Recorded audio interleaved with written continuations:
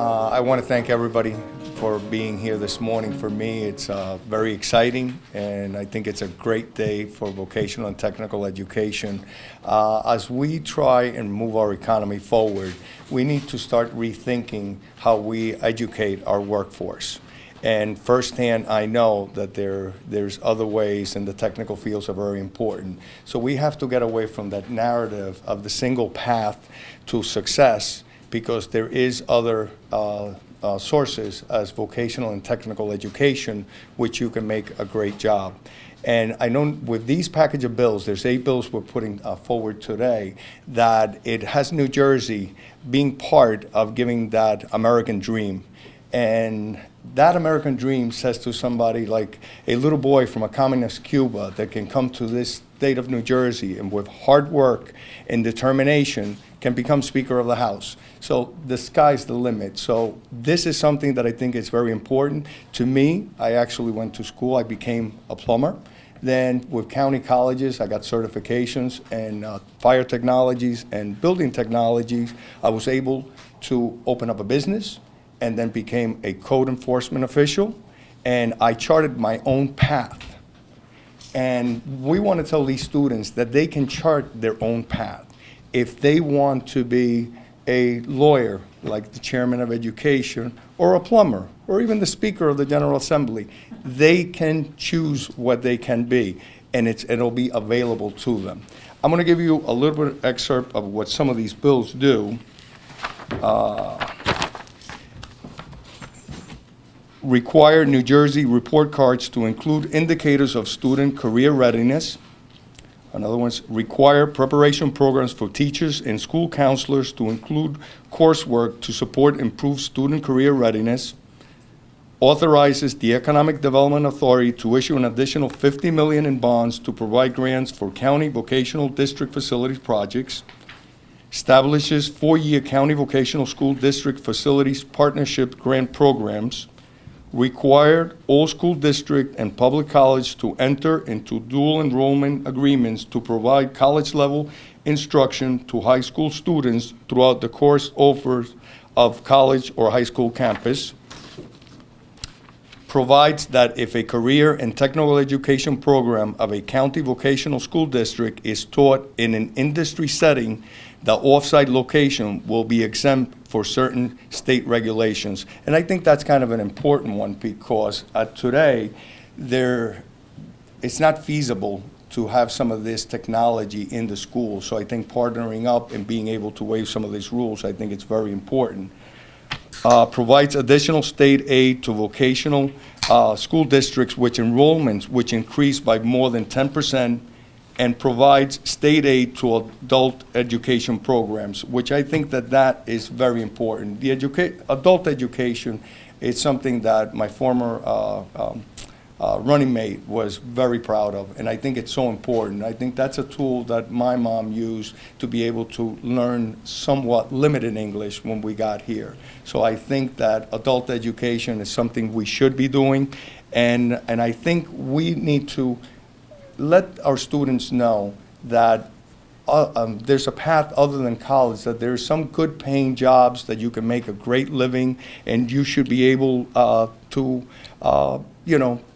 do certain things that you're good at and you can feel proud of them.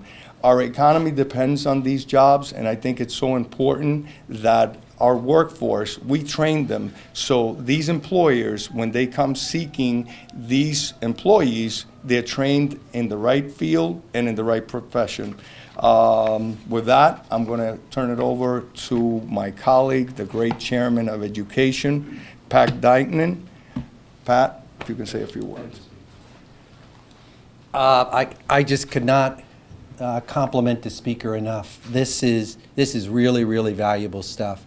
The United States of America is the greatest democracy in the history of man, not necessarily only because of freedom, but because it has always been the land of opportunity. When we see our center cities today where there is upwards of 50% unemployment amongst young folk, You say, how are we going to change that?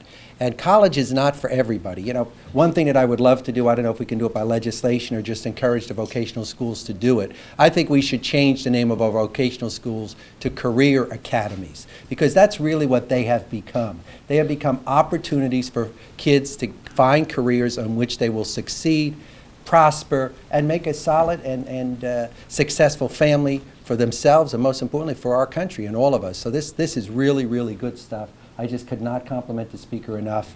What we have got to do, and what this bill starts to do, is to partner business with the schools so that they know the opportunities that are available, properly train the kids, and therefore jobs will be waiting for them. Coincidentally, yesterday I was at a First Communion reception, and I happened to sit down next to a guy who's a headhunter. And he told me that he works, his job is really basically to find positions for people in the computer industry. And he right now is seeking out to China and India to fill 1,000 positions, to get temporary status, resident status for 1,000 folks from China and India to come and fill positions in the United States of America. That is just really unacceptable. So again, that's what our vocational schools, what I would love to call them career academies, should do. And again, thank you, Speaker. And I really want to thank business and industry. It started with Phil Kirschner. Melanie is carrying it on. We really now have the linkage where industry is involved in making this a successful program. And it's my honor to introduce the President of New Jersey Business and Industry, Melanie Willoughby. Melanie? I almost pulled a John Travolta there. Hello, Mr. Chairman. How are you? Thank you, Mr. Chairman, and thank you so much, Mr. Speaker. We would not be here if it were not for your leadership, because during your swearing in, you made it as part of your agenda to bring to fruition the growth of career and technical education in New Jersey. And for that, we are very, very thankful, because of the fact that we recognize that it's extremely important for our state and for our 21,000 business members about the fact that there is a skills gap. And that skills gap occurs because of the fact that so many young people are not leaving their high schools and their colleges with the kind of skills that they need and to be ready to work. But we have gems in New Jersey. We have 21 county vocational education and career academies that are actually doing this job of training our young people in high school and preparing them for the world of work. Right there in high school, with potential of dual education, with colleges, and being able to move on. And so when we came to the Speaker and said that we would very much like him to be a partner with us in the coalition that was formed with the County Votech Council, and also with the Speaker and the Senate President, and he came right to the table. And we really want to thank him and the Chairman, and we look forward to moving this package through, because of the fact that it's very important for expanding capacity of vocational education in New Jersey, for helping to form additional partnerships between business and education in order to make this happen, because the businesses recognize we're willing to step up to the table to provide the work-based learning that we know is so important for our young people to be able to get that start in business. And so we have over 150 members of our coalition so far, and it's growing every single solitary day.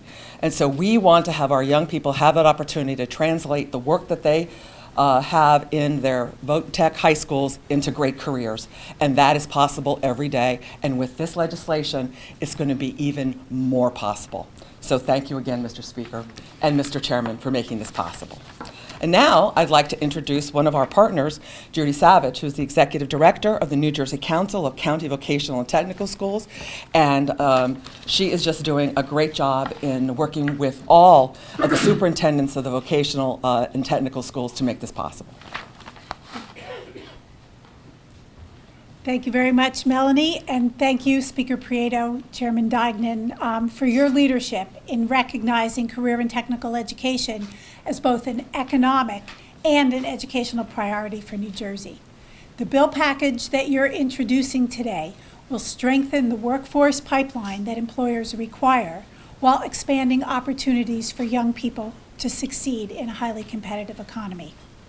Today's career and technical education programs prepare students for college and for careers. In addition to a full academic program, County vocational technical schools offer industry credentials, work-based learning, college credits, and a career focus that gives students a head start on their future success. The programs are in very high demand throughout the state because students thrive when they have a chance to apply academic learning to their own career goals and interests. When you enable people to build, to repair, to create, and to collaborate in a career-focused environment, that is real-world preparation for the world of work. So exposing high school students to employers, to internships, on-the-job experiences opens the door to a wide range of career options, including many that could be launched with an industry credential or a 2-year degree.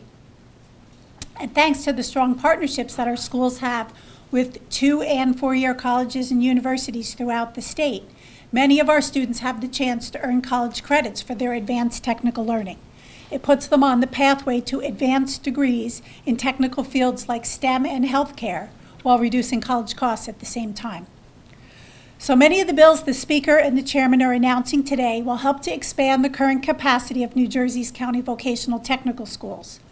On a statewide average, our schools received about 2.5 applications for every available space last year. There were more than 16,000 students who were interested in going to a county vocational school who couldn't be accommodated. So we truly applaud the Speaker and the Chairman for proposing a variety of mechanisms that will help address this need. This legislation will increase New Jersey's focus on preparing students for careers as well as for college. And the bills will open the doors of opportunity to more young people who want to be prepared for the jobs of tomorrow. They'll keep the economy growing by expanding the pool of well-prepared future workforces workers that our employers so desperately need. So thank you, Speaker and Chairman Diegnan, for your leadership and your really deep commitment to career and technical education. We look forward to working with you, to all the employers involved in the Employer Coalition, and I want to single out Fran Pfeffer from NJBIA and Jim Malman from NetCetera, both founding members of the coalition who are here today, and of course Melanie, our partner at NJBIA, for all of your support and hard work. Thank you. With that, I think this is a great package of legislation that will be moving forward.